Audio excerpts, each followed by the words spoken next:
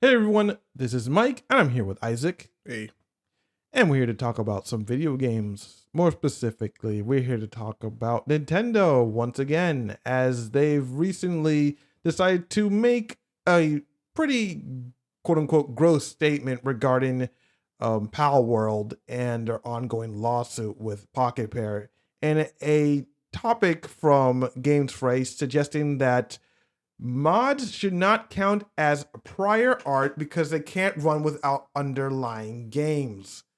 Okay, they're basically saying that mods shouldn't be counted as a part of a game because obviously they require the original game to run it, which is a pretty crazy thing to say because sometimes mods can really transcend a game, especially when the people that develop those mods really put an insane amount of effort to basically reprogram, recode, and just basically do a complete overhaul of a game. It's completely possible that some of the most popular games started as mods. Like biggest example being League of Legends, how it started as well, originally started as Defense of the Ancients in like Warcraft 3, and then eventually it spun off its own thing, which became League of Legends. And there was a whole controversy how Valve wanting to have the rights to Dota, and then like Blizzard saying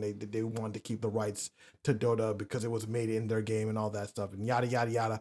But that's all the topic for another day. Again, topic being here again is just Nintendo saying that mods should not count as prior art to games and stuff like that.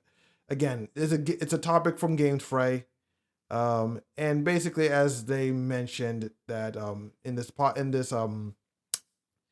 this lawsuit, they were basically speaking up to the judge and saying that they basically wanted to try to push this injunction because it's kind of crazy when you're looking at this. Like, yeah, they wanted to push this injunction. Surely, like again, it said, sure.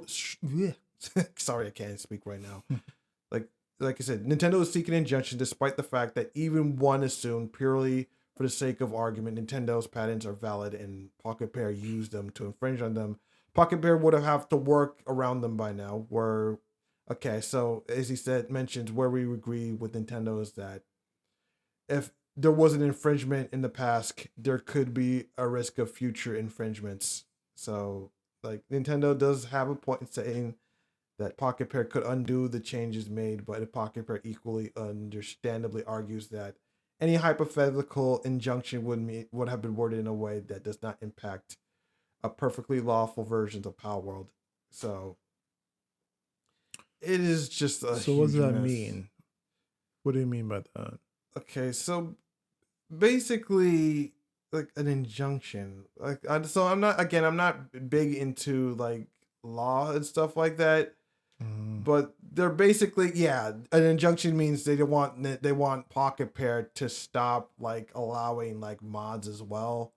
They basically want to stop like modding. mm, I'm thinking that they're mentioning this because of the fact that because Unreal Engine 5 is such an open open source. system that you can modify, they can Yeah, that players can potentially mod features back into the game without their consent, and interesting.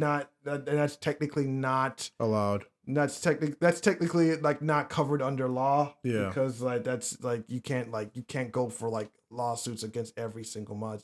You can still copyright strike them if you want, but to go after as many mods as possible is going to be completely that's not it's like just virtually oh, impossible. interesting.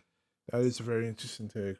Yeah, and again, this is trying to help them with like their patent infringement and whatnot. It's just like again, it's just a kind of a messy situation with Nintendo because along with the whole patents of being able to summon monsters throwing like capture spheres Hmm. on a field like that, and now them going after like mods, Essentially, going off the modding community, which again,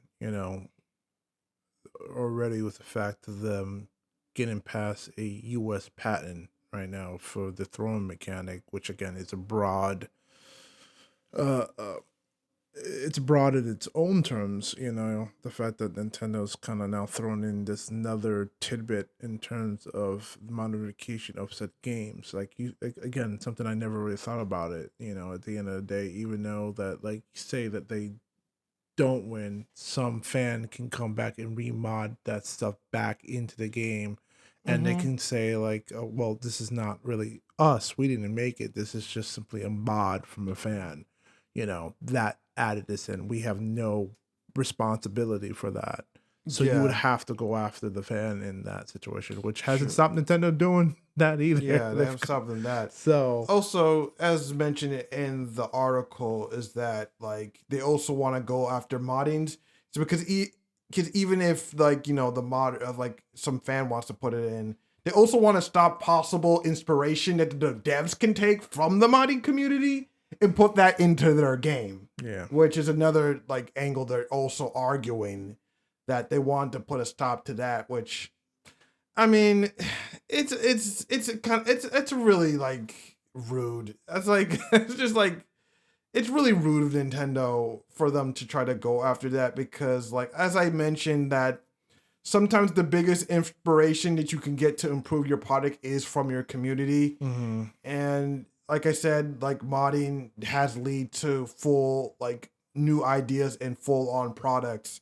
I think biggest example of another game that just got revealed just a few days ago, week ago, or I guess for the time this comes out, probably like 4 days ago from the time of this recording. Bomb Rush Cyberpunk, which is a game that I loved. I believe it's 2 years old now, but it was basically a big homage to Jet Set Radio as like this like cell shaded like skateboarding, rollerblading, BMX game. It's an amazing game, but the team behind that game, Team Reptile, has recently just announced a new game called Hyperfunk, which is basically the Jet Set Radio future to Jet Set Radio.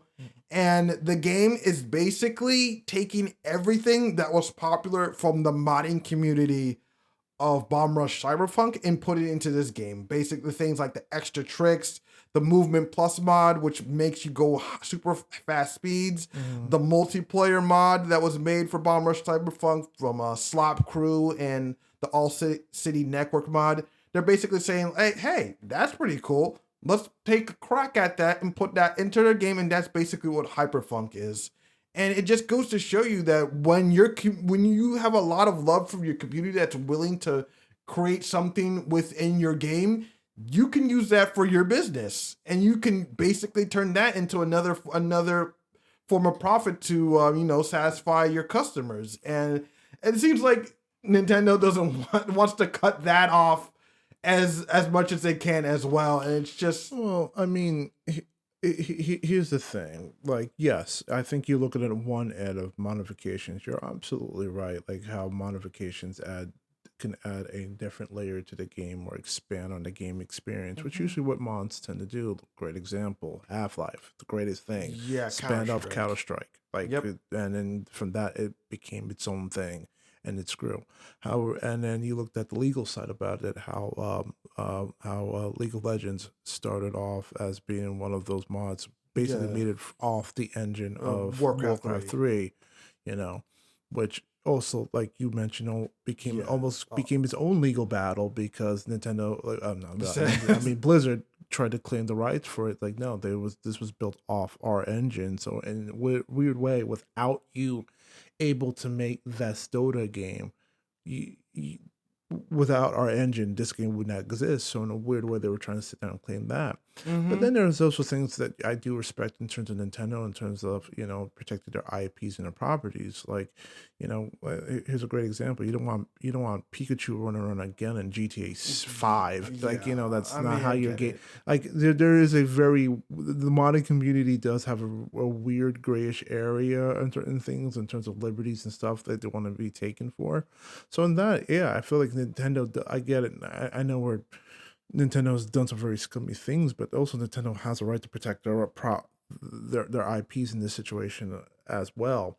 granted, it's not been the best way of going at it at the moment right now. Now, with them kind of inkling it within this lawsuit that they're currently going right now with a patent one, it is a little concerning because once again, if this decides to get meddled in, then now people that decide to sit down and make these kind of modifications right now, like now these companies can have the right to sit down and claim it and really kind of take it for their own, though. Um, but yeah, it's a little bit of a tricky gray area to kind of play around with within the modding space in terms of everything that Yeah. happens with it. So It's yeah, like, as mentioned, it's just like I'm really hoping that like Nintendo really doesn't get away with this, cuz like again, the three patents that they're all messing with, again, throwing like the ability to capture monsters, throwing spears, the glider situation, and now the whole summoning mechanic is it's too much. It's really going to mess with the gaming industry as a whole, because I feel like if this is allowed to stand, you better believe that other companies are going to try to do the same thing. Because I mean, it's like, I mean, it's that one other game. I forget what it was called. I believe it was like a Middle Earth theme game. I forgot the company, but they patented that whole minion system. I forget the name of the game. I'm sure someone's gonna mention in the comment section. But I remember a lot of people being upset about having that whole like minion system or whatever it's called from that like legal Lord of the Rings Middle Earth game. mhm. And seeing that no other game can ever replicate that system ever again. And I don't want to see that kind of thing happen to a game like this. And in fact, it's kind of funny because a video before this, we really recently just discussed that Pocket Pair has announced that they're releasing a Stardew Valley style game, and we were in that video. We were even discussing how if Nintendo's gonna copyright that and say like we own the rights to quote unquote like farming simulators now. It's like this could get messy, man. No, it can get messy and a little tricky. Now again, it has to be able to hold up in court, which at this point I doubt it. I honestly doubt it if it does hold off in court. Um, though, however, it going back to that USA patent, if anybody just simply did their due diligence and Yeah. about it, this probably would have been an issue because again, the whole point of patents, it's like you present a broad patent and then it comes back to you, and then their job is to refine it to make it more specific. Mm-hmm. I hope I said the word correctly. Specific, yeah. Yeah, to narrow it down. Your whole point is to narrow it down. Detail was the exact details of exactly what you're trying to patent, and it's supposed to be a back and forth. And unfortunately, the fact that someone's like, "Oh yeah," click, and then moved on with it without any kind of rebuttal is one of the biggest issues right now. So in terms of the mod, again, going back to like you said with the modding community, yeah, you hope this thing doesn't happen because a lot of, like you said, a lot of great games have come from the modification of other games, and even great ideas and great features and situations that even game developers were originally not working on, thought about it. They looked towards that and they added onto that. Like I think even back in the day, I think they were working on the ideas of GTA 3 mod that was trying to go online. I don't think Yep. that actually worked out at the end though. But I believe they managed to do something with that. At the very least, they didn't get right until San Andreas. San Andreas, there was definitely a multiplayer mod for San Andreas, which was freaking great. Yeah, and you have to think that like Rockstar saw the potential in that, and now You have GTA Online. yeah, and it's their biggest moneymaker yet. So it's like kind of taking ideas from the community is also it's also just as much as beneficial to the game publishers to see what kind of cool ideas that people are coming up with the games that they're created. And it also goes back to this whole idea of ownership. The ability that once I've bought this product, I can do whatever modifications that I want with it, because I bought it. It's my product. I can do whatever I want with it. And most importantly, these mods are free.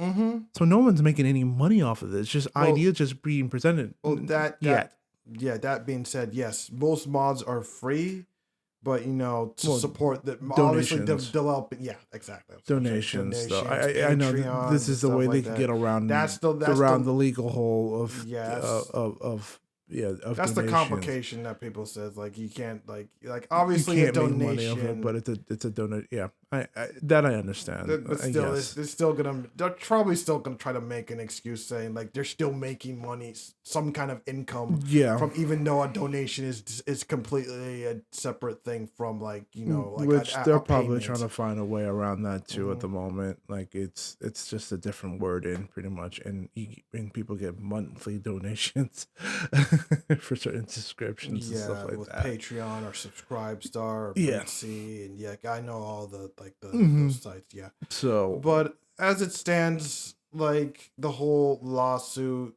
thing is, it's getting messy, and Nintendo really needs to just calm down. That's all I can really say at this point. Nintendo just needs to calm down. But what do you think about the ongoing lawsuit? Do you think that modding should be something that's not considered should modding be considered? Should it not be considered in this lawsuit? Let us know. And if you like what we do here, please rate, comment, and subscribe. I'm Mike with Isaac, and we are saying peace.